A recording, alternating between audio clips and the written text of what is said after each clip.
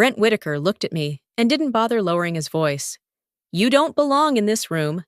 He wanted the sentence to travel across the polished walnut table, past the board of directors, and straight into the camera where our largest APAC supplier was watching.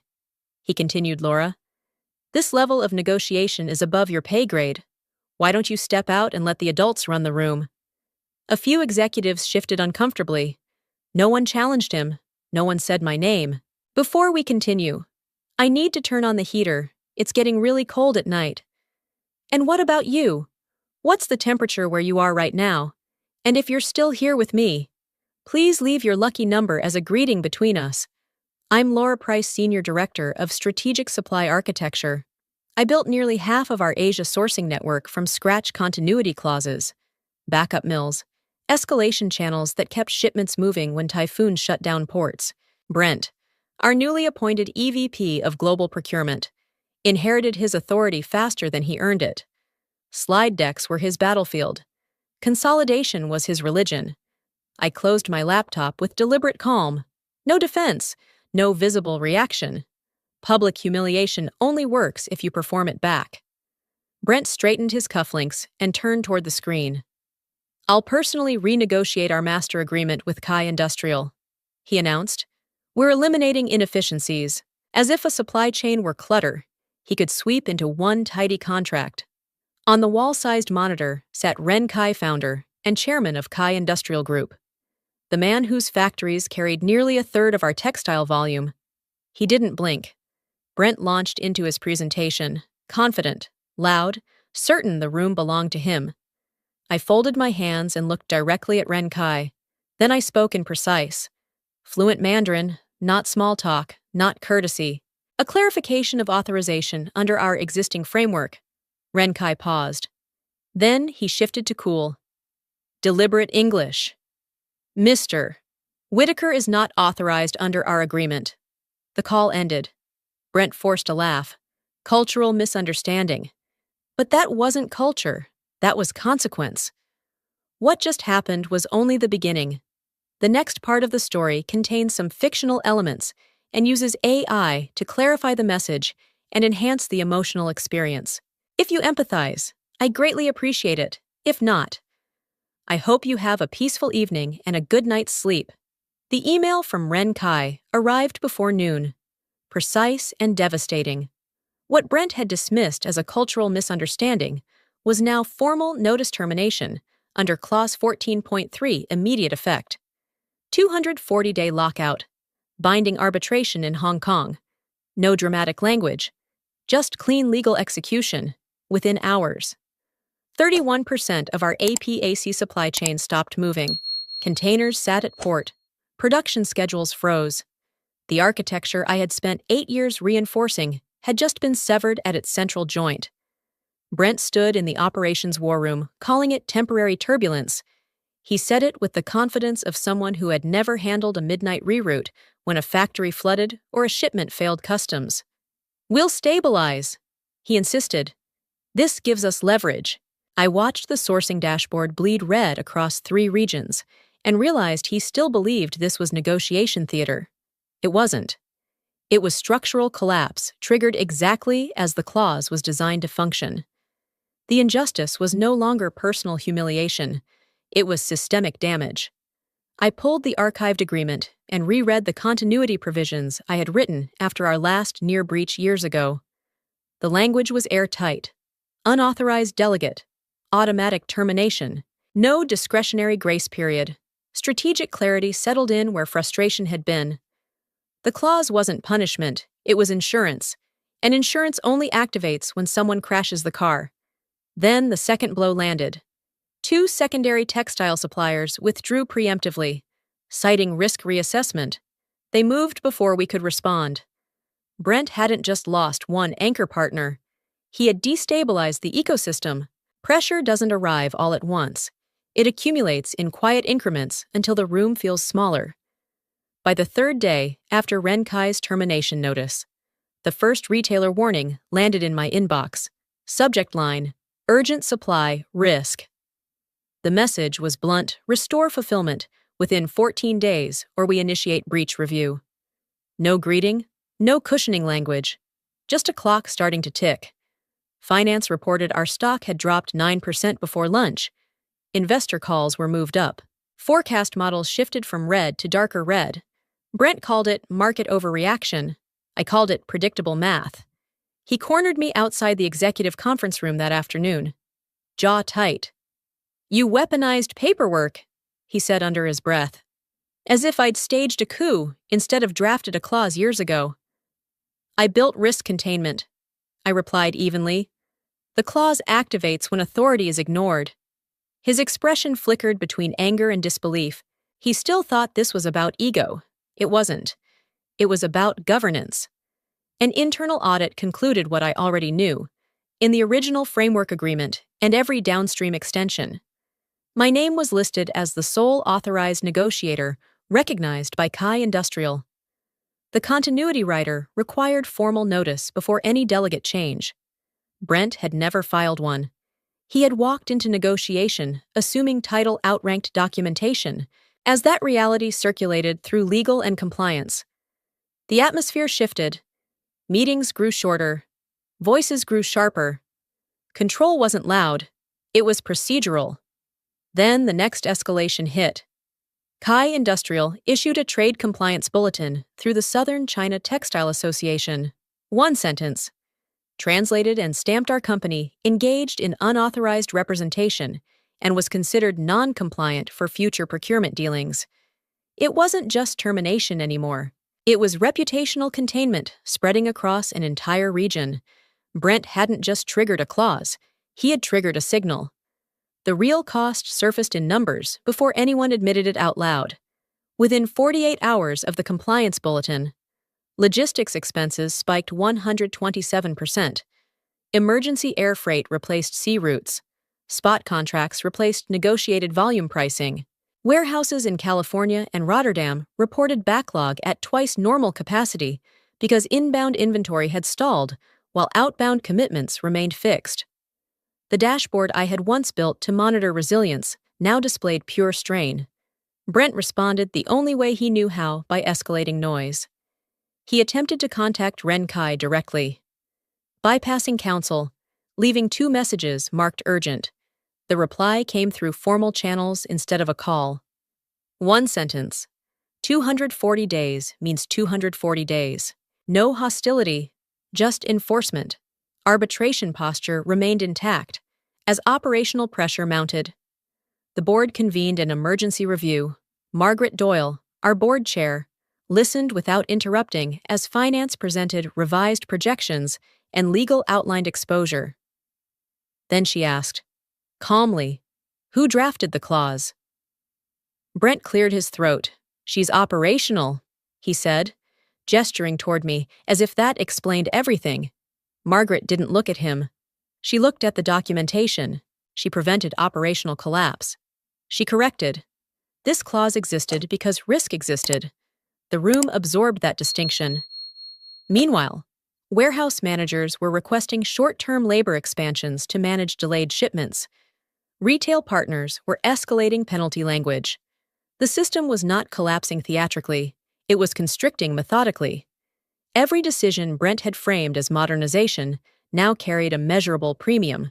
By the end of the week, another development surfaced in market reports. A European logistics investment fund had begun quietly acquiring minority equity in Kai Industrial. Analysts interpreted it as a confidence signal in Kai's governance stability. The implication was unmistakable. While we absorbed strain, Kai Industrial was strengthening its capital base. Brent thought he was negotiating leverage. Instead, he had redistributed it. Power rarely shifts with applause. It moves quietly. Through inboxes and balance sheets. The email from Nordbridge Global arrived at 6:12 a.m. Zurich time stamped beneath the sender's name. No marketing language, no executive polish, just 3 lines. "Did you design clause 14.3? I read it twice before responding. "Yes?" The reply came 7 minutes later. "When can you start?" I didn't answer immediately. Not because I hesitated, but because I understood what that question meant. Clause 14.3 wasn't a technicality. It was structural leverage, and Nordbridge, one of the most disciplined logistics firms in Europe, recognized architecture when they saw it. While that conversation unfolded quietly, Grafton's pressure became measurable. Two national retailers froze new purchase orders. Their legal teams cited delivery uncertainty and continuity risk. Finance circulated a revised projection estimated quarterly exposure: $52 million. The number wasn't dramatic. It was surgical. Brent responded with theater. He announced a vendor re-engagement initiative in an all-hands procurement meeting. Sleeves rolled up as if urgency were strategy. "We're rebuilding trust," he said. "We'll show flexibility." He sent outreach requests to 6 dormant textile suppliers. 3 declined within 24 hours. 2 never replied. 1 responded through counsel, referencing the compliance bulletin from Kai Industrial and requesting formal assurances Grafton could not provide. At the follow-up meeting, Brent forced optimism. "Resistance is temporary," he insisted. I watched the silence in the room stretch longer than his sentences. Control had shifted, but not loudly. It had shifted through documentation, credibility, and the market's ability to distinguish between performance and posture. Later that afternoon, I scheduled a 12-minute call with Nordbridge. They didn't ask about Brent. They didn't ask about internal politics. They asked about redundancy modeling, arbitration containment, and supplier signaling. Continuity is influence. Their COO said, "Yes," I replied. "And influence compounds." I accepted the offer the next morning. The final turn came 3 days later. Nordbridge issued a concise press release announcing a strategic partnership with Kai Industrial focused on long-term supply stability across APAC and EMEA corridors. Markets interpreted it immediately. Kai's stock rose modestly. Ours did not. Brent framed it as coincidence. It wasn't. Insurance had paid out not in cash, but in credibility. And credibility, once transferred, doesn't return quietly. If you believe I was right to enforce the clause and walk away instead of protecting ego over structure, leave a 1 in the comments, because when you speak up, you're not just reacting to a story, you're reinforcing what real accountability should look like. The board meeting began without theatrics. Margaret Doyle sat at the head of the table, composed as ever, while legal projected a timeline across the screen. No adjectives, just dates and actions. First slide, delegate removal. Second slide, legal bypass. Third slide, unauthorized presentation to Kai Industrial. Each bullet point aligned with a timestamp. Each timestamp aligned with a decision Brent had framed as expedited leadership. I sat halfway down the table, hands folded, not speaking. Controlled exposure requires restraint. If you argue, it becomes personal. If you document, it becomes structural. Margaret adjusted her glasses and looked directly at Brent. "Did you remove Laura's authority before negotiating?" The question was simple. The silence that followed was not. Brent shifted in his chair. "We were optimizing speed," he began. "There wasn't time for procedural delays. That wasn't the question." Margaret replied evenly. The CFO cleared his throat and leaned toward the microphone. There was no legal clearance filed to change authorized negotiator status. No written notice was submitted to Kai Industrial. No delegate transition documentation exists. The words settled like weight on glass. Brent attempted to redirect. "We assumed legacy clauses would not be enforced in that manner." I felt the room recalibrate. Assumption is not governance. Legal advanced to the next slide. An internal email chain appeared on screen.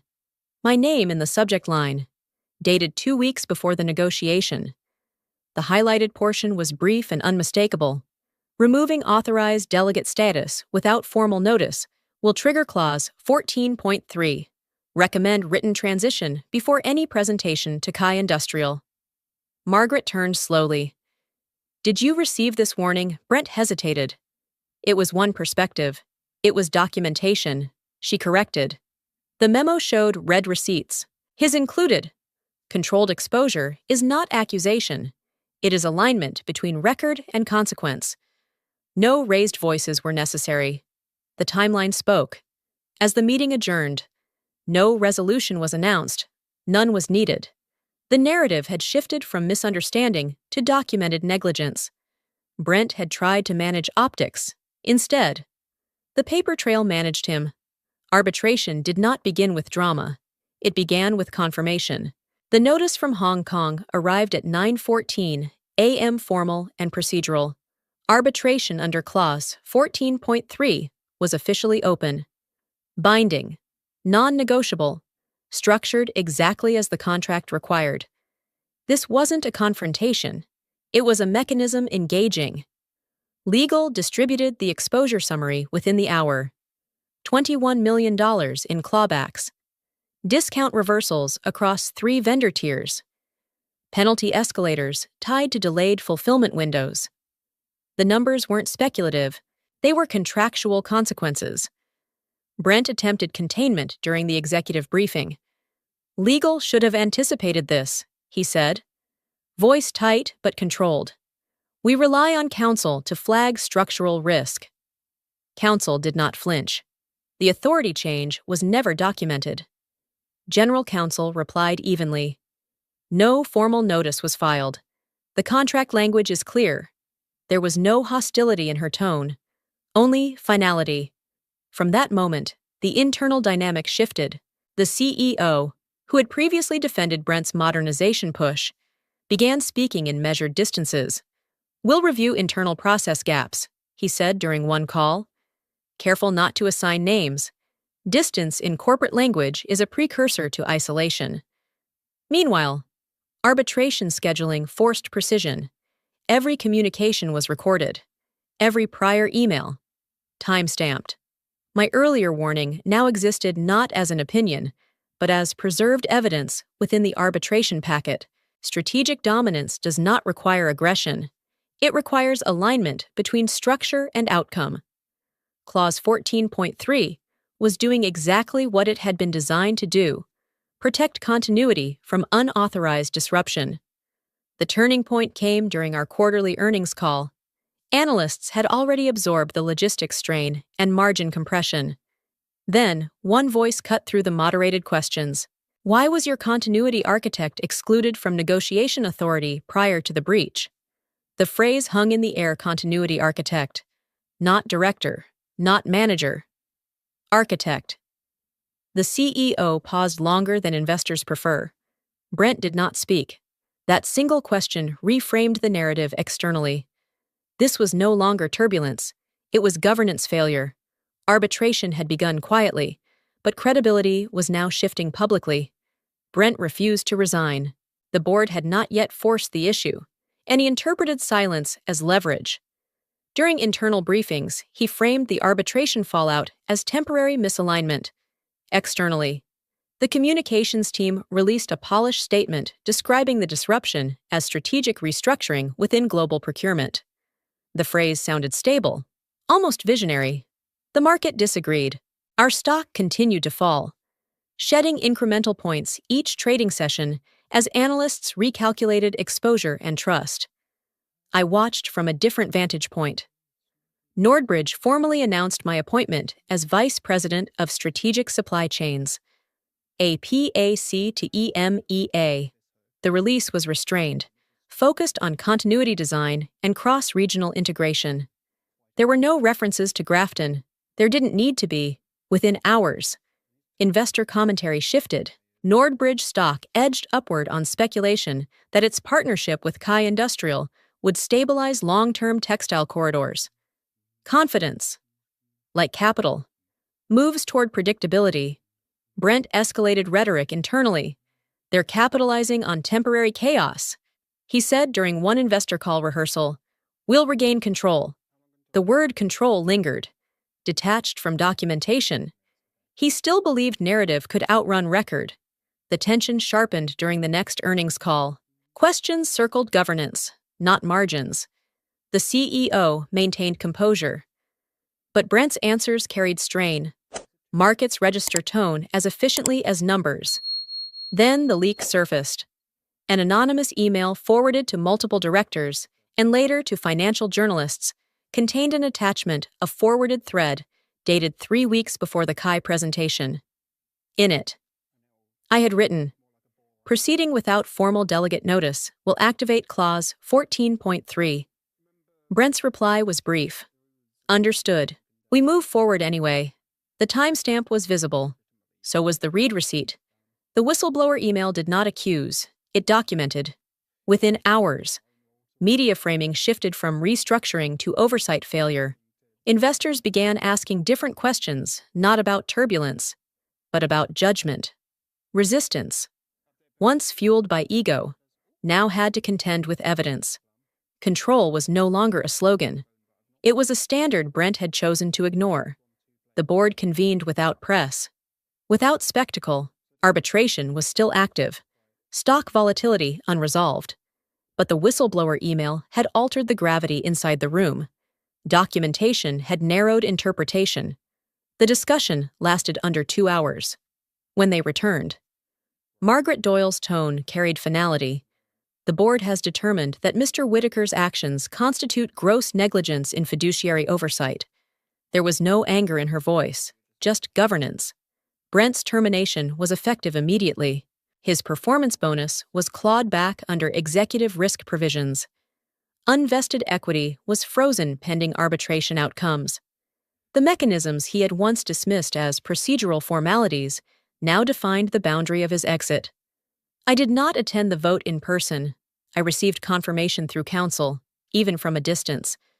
I felt the shift not triumph, not vindication, but release. The system had aligned with its own rules. Later that afternoon, Margaret requested a private call. "We would welcome you back," she said, with expanded authority. I appreciated the directness. "Authority without structure is theater," I replied. "You would have both," she countered. I paused before answering. "I don't rebuild structures that ignore engineering." Silence followed, but it wasn't strained. It was respectful. Justice, in corporate terms, is rarely emotional. It is corrective. Brent had not fallen because of personality conflict or public embarrassment. He had fallen because documented warnings were ignored and authority was misrepresented. Process, once activated, did the rest. Weeks passed. Arbitration progressed. Nordbridge expanded its Kai industrial partnership. Market confidence stabilized around predictability rather than personality. One detail, however, lingered. Grafton posted a listing for my former position, Senior Director of Strategic Supply Architecture. The description mirrored my prior responsibilities, down to continuity modeling and cross-regional authority protocols. 12 weeks later, the role remained unfilled. Some structures can be replaced. Others, once understood, cannot be replicated on demand. Geneva is polished in a way only logistics conferences can be glass walls, espresso stations, and quiet conversations about shipping corridors that move billions without headlines. I attended as Vice President of Strategic Supply Chains for Nordbridge, badge clipped neatly to my jacket, representing stability rather than repair. Our partnership with Kai Industrial had already been referenced in 2 panel discussions that morning. Not dramatically, just as an example of governance-aligned expansion. Markets respect that phrasing. I noticed Brent before he noticed me.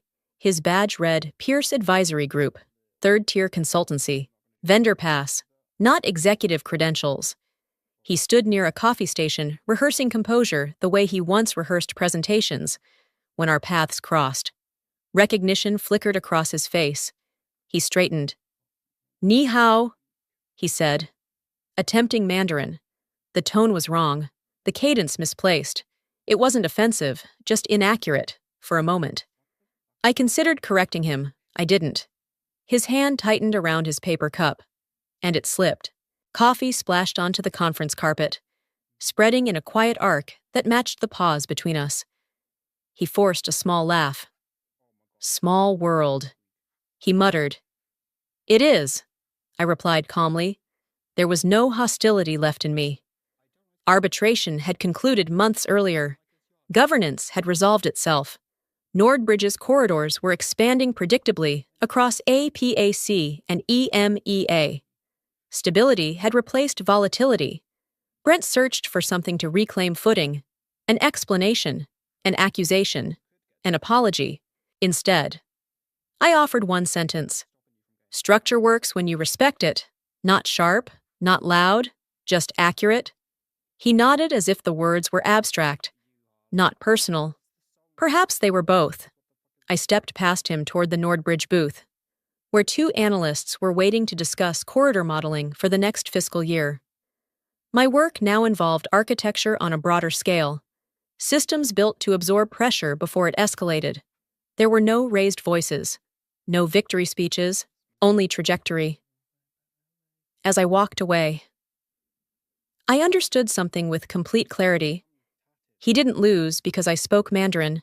He lost because I understood authority better than he understood ego. What this experience taught me is simple, but not easy. Structure protects dignity when emotion cannot. I wasn't saved by anger, and I didn't win because I spoke another language. I stood firm because I understood the systems I built, and I respected them enough not to bend them for someone else's ego. There will be moments in your career when you're underestimated, dismissed, or told you don't belong. In those moments, the question isn't how loud you can respond. It's whether you know your value well enough to let documentation, discipline, and patience speak for you. If you were in that room, what would you have done? Would you defend your work or stay silent and protect the structure you built? I'd genuinely love to know where you're listening from and how you would have handled it. And if this story meant something to you, remember this when you subscribe, like, or share. You're not just supporting a channel. You're helping stories about accountability and quiet strength reach someone who may need the reminder. One action from you can move this message further than you think.